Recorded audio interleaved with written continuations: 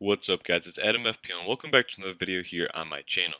In this video we're going to go over my points in Game Week 31, how my new wildcard team got on, we're going to look at how my team is shaping up for Game Week 32 and the future game weeks, what chips, if any, are going to be in play, and also my transfer thoughts for the upcoming game weeks. If you guys enjoy the video, subscribe if you're new around here and always drop a like on the video as it helps out the channel a lot. So, as you guys may know, last week I did not make a video as I was on vacation and I was unable to do this. But I'm back this week and I'm happy to help you guys out and bring you guys some good content. So, with that being said, let's get into my points for Game Week 31. So, in Game Week 31, I scored 68 points. As you guys can see, I played my wild card, and this is how the team got on. So, many of you guys, I don't know how many of you guys knew that I wild carded, but on Twitter, if you guys follow my Twitter, which will be linked in the description below, I did post some things that I thought would be helpful up for the planning upcoming Game Week 31. And I posted some drafts I liked and some questions I was considering for the wild card.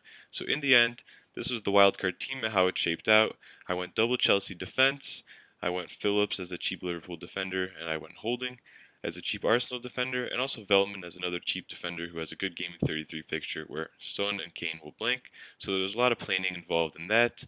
A midfield is pretty template with Jota, Lingard, Fernandes, Son, and Salah. All these guys are good options. The main in form is Lingard, obviously. Jota, Salah have really good fixtures for the run-in. Fernandes has just been consistently the best option, scoring points no matter how well he does in games this season. And Son and KANE have that double game week and have still been in good form. And Neto is a cheap Leicester forward who's in form and has those nice fixtures coming up over the next 4 game weeks. And Vidra is just a cheap kind of in-form scoring defender or forward for Burnley. And Luke Shaw has been putting up great attacking numbers and stats, and also he has some decent fixtures for a good team. So yeah, that's pretty much the wild card and how it went. The heroes were Holding, Lingard, Salah, and Iheanacho, all with big scores that helped me get a really solid score of 68 points, above the average of 41, and my best rank of the season so far, 65k, firmly into that top 100k. I'm hoping to keep pushing on. This was a really huge week for me, and I'm happy with how it went. My first wildcard this season was very bad, and I made some really poor changes to it, and I'm happy that I was able to rectify that with the second wildcard, and it went a lot better, and I think I'm set up pretty well for the run-in. With some good transfers, I think I'll be in a good position. So yeah, that's kind of the points for Game Week 31. And now let's go to Game Week 32. So Game Week 32, the team is actually looking really good on paper. Every one of my starting 11 has good fixtures. So in terms of the bench is kind of sets itself in terms of the fixtures, but let's kind of go through the team a little bit. So again, we have Mendy and Azpilicueta, two of probably the most nailed Chelsea options. But given the fact that Chelsea does play after that FA Cup game, it's going to be kind of hard to know who starts for sure in this Chelsea game against Brighton, as they do actually have 2 games before their Premier League game here against Brighton. But Brighton don't score many goals, and Chelsea are still a good defense. We have Holding against Fulham. Now, this is kind of the one fixture I'm not too sure on, but Holding is still a good option at 4.2. Fulham, if they're without Lookman, he becomes a more convincing guy to start for my team. And Fulham are still kind of not that good attacking-wise. Lookman is the main threat, like I said, and if he's out, Arsenal have a much better chance to keep a clean sheet. Arsenal are still a good defense. They've just kind of been unlucky letting in that one goal most of the games. But yeah, I'm happy to have Holding as a cheap defender here against Fulham. And Shaw against Burnley, great fixture on paper. Burnley don't score many goals. They don't have anything to play for, I think. They're pretty much safe. And yeah, Shaw's been putting up great attacking numbers. And I think that he can be a high-scoring defender this week. Now into the midfield, we have the Liverpool boys against Leeds. As you can see, Leeds is a great fixture, and although Liverpool didn't score any goals against Madrid today in the Champions League game and they got knocked out, they still created chances, and Courtois made some good saves. So I'm liking the double up here, and I think Jota was rested today. Well, he didn't start. He came on for a little bit to kind of get a goal maybe, but I think Jota plays against Leeds, and so does Salah. Liverpool are chasing that top 4 now. They're out of the Champions League, and Salah has that golden boot race to have with KANE, as they're the top 2 joint top scorers of the league. So I think these are 2 great options for the rest of the season. Now we have Lingard against Newcastle. Now I don't think this is going to be as easy of a game for West Ham as people may seem to think. I think that Newcastle have a lot to play for now, and they've kind of been, in the past 2 games, they kind of turned on the Jets a little bit. They actually have something to play for, and that they have the relegation at stake. And I guess, yeah, Stevie Bruce has his job at stake too, and he's pretty much had a pretty negative kind of air around him this year. And I think that Lingard, even though I don't think there'll be too much space to run behind, this Newcastle defense for Lingard, which is what he thrives off of, but I still think that Lingard is basically a season keeper. I mean, look at these fixtures. Other than Chelsea and Everton isn't even that bad. These are some great fixtures, and Lingard's going to get 90 every week, and I'm really happy that I went for him over Neto. That was a really close call on my wildcard, by the way. And Neto got really unlucky with that injury and that one-pointer. He's out for the season. I wish him the best, but now everyone's hopping on Lingard, and I'm happy that I got ahead of the curve for 1 week at least, as his ownership is going to be skyrocketing now. It's at 27%. So yeah, Son and Kane, the double game weekers, only one double this week. It's Spurs playing Everton and Southampton, and I'm happy to have both these guys. Another Spurs player isn't necessary, it'd be nice, but I just don't have room for them, and I'm happy to have Son and Kane against an average Everton defense and a Southampton defense in very poor form, and Iheanacho against West Brom. This game could actually be kind of interesting because West Brom have been kind of good lately. They beat Chelsea by 3 goals, and they beat Southampton, so they also have something to play for under Big Sam. And I think that Iheanacho, though, with his form, with his value, I'm really happy to have him. His ownership's already over 10%. But yeah, you see these scores recently. He's got really nice scores, and he's been playing really well, better than Jamie Vardy. So I'm happy that I went for him as he's half his price. The benching Forster obviously against Spurs, Veltman against Chelsea, and Vidra against United. These are all kind of tougher fixtures. Now maybe I could play Phillips over Holding against Leeds, but I do think that Leeds will score, and basically relying on a Phillips attacking return isn't very likely, so yeah. The one thing I do wish I had in my wild card is Trent Alexander-Arnold, but unfortunately I didn't have enough high enough team value to fit him in here, and yeah, that's the only problem. But maybe I'll be looking to get Trent in the later game weeks, perhaps downgrading Son to like a Rafinha in the future, and then upgrading Phillips to Trent. But that'll be in a few weeks. So if you go to the transfers, judging by how I was talking about my team, I'm pretty much going to be rolling the transfer this week, and I'm probably going to have 2 free transfers for Game Week 33 to deal with the blank game weeks of a couple teams like City and Spurs. So this is kind of where I'm heading. I like how my team is shaping up for this week, and perhaps I'm going to be looking to downgrade somewhere, or I don't know. We're going to have to deal with the blank game weeks in Game Week 33, but right now, I don't know how that's going to work. We're going to have to get there because this is a long game week in Game Week 32. The games stretch over 6 days.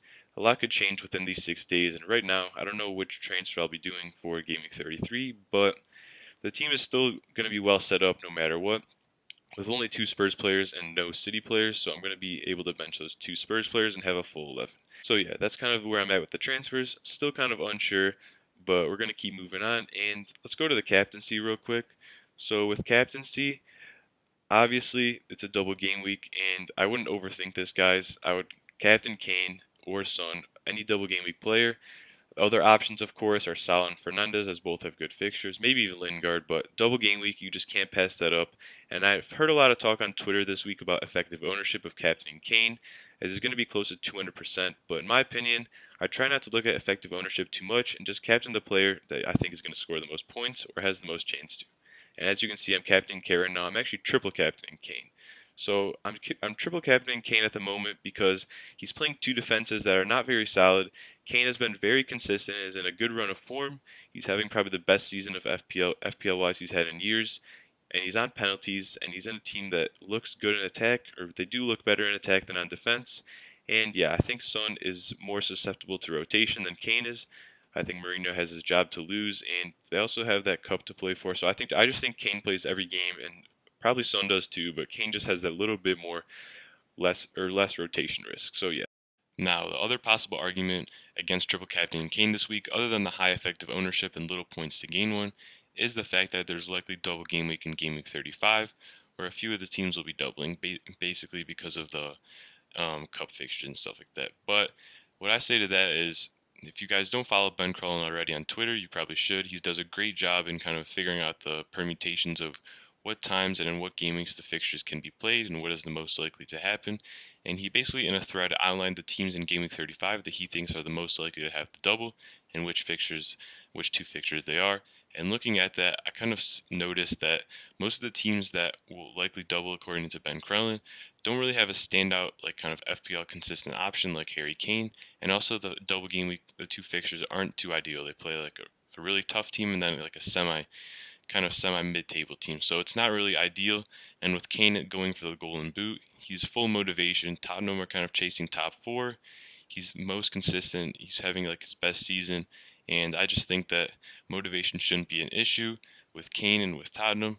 And the more you get later into the season, motivation does become an issue, as does rotation, because teams are on the beach and they have nothing left to play for.